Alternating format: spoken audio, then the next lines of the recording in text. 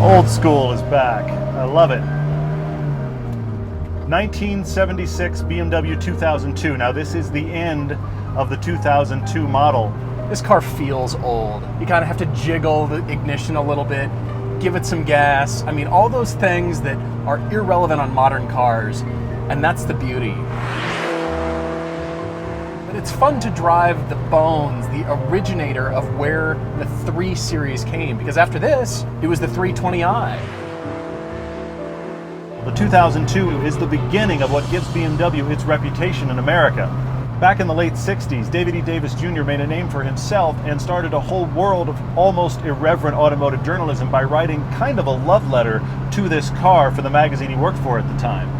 This began a complete rethink of what it means to have a driver's sedan. They did make over 400,000 of these cars. Of course, the rare ones are the TIIs, the turbo, but most of the cars that were built was this.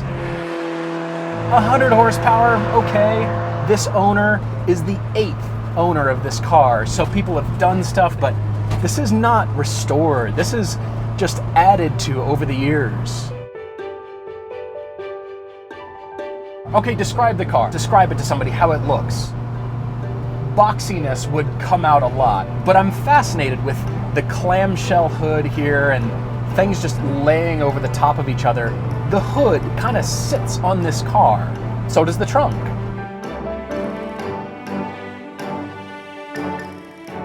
One of the very striking things when you first climb in here is how vertical your seating position is. You're sitting very upright. Of course, the A-pillars are almost paper thin. This is a real fishbowl all around you. You can see everything you could ever want.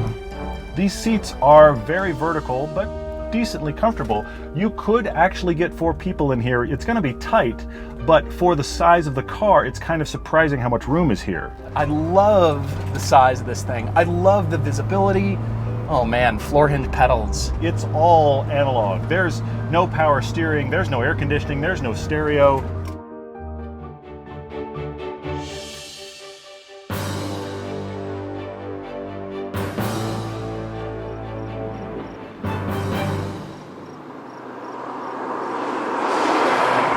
You could go nuts spending money on this car.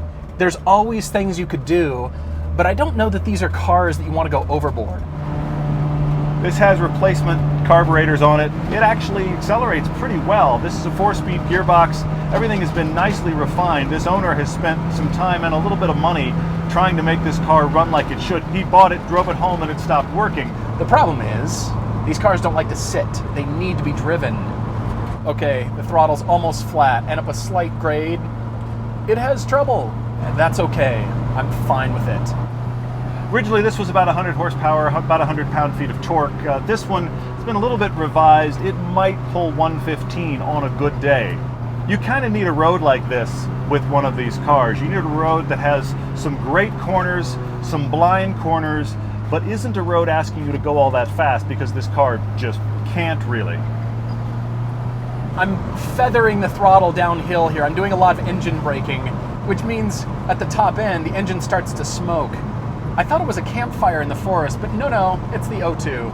Oh, the brakes are really spongy and soft and don't feel like they slow the car down at all when you push on them. There's some brakes. When I first got in this, I started kind of tossing it down a road through the aspens, and I discovered it was much more chuckable and much more fun than I expected. But you are working hard because there's no power steering here, and so even though this is a car that weighs just over 2,000 pounds, if you really want to throw it in, it's not like it has a lightning fast steering rack. It's going to take a little bit of work. There's no jumping and bouncing and wiggling around like a lot of unassisted steering does. Not on this car. Oh, I could feel the sidewalls curl under on the tires. But the steering gave me all kinds of feedback. I knew where I was on the corner. I knew what the car was doing, probably better than most. Look at this little thing, just chucking it down this road. I love it. Look at that. We're almost getting slidey back here. This is fun. When you drive a 2002, you quickly see why the people that love them are kind of zealots. This definitely feels old, but it is surprisingly chuckable. The steering is not quick, and with no power, you have to really manhandle it. But there is something kind of fun and engaging about that just makes me want to chuck this down a back road. And yeah, there's body roll. Yeah, everything leans. The seats are not supportive. It's just a fun to drive car. And of course, the wheels are tiny. 14-inch wheels that are the upgrade from the 13s, which means the wheels are now the size of modern brakes. Originally, these were 13s with a 165 width tire. Now they are these big boys at 14-inch rims with a 195 tire. Still almost grocery cart width, but quite a bit better than it was stock. See, direct. I'm feeling the road, I'm feeling everything mechanical. I can feel the tires, and it just makes me want to go faster. Come on, old girl, come on, you got it. Look at that, and we accelerate out. Look at that! You can't deny good setup. It just exists. Once you've done it right, it lingers. I love it. She's an old car. She needs to be treated with some respect and some care. But there's a lot left for future owners. And not that you have to restore these cars perfectly just to get the goodness out of them, but I know it will continue.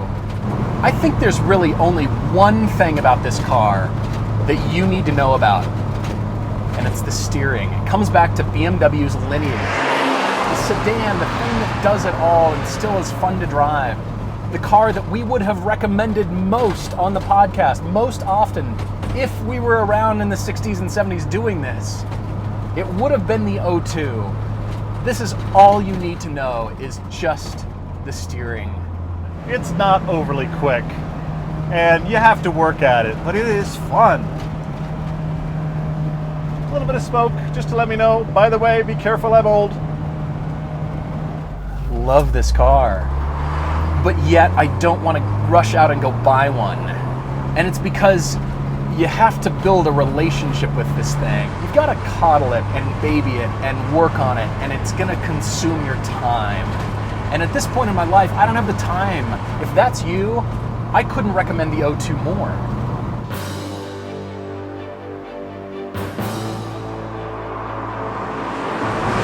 I'm not a guy that seeks out classic cars, really wants to buy classic cars. But if I were building a garage of greats, I think this would be in it. These are the kind of classic cars I like. I'm not really into the 70s muscle cars. It's not really my thing. They just feel a little big for me. This feels related to all the little modern cars I like. At 2,000 pounds and tiny.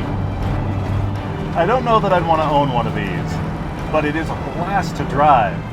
I think that's the thing. Just know somebody that owns an O2 and will let you go for a drive. You know, every so often.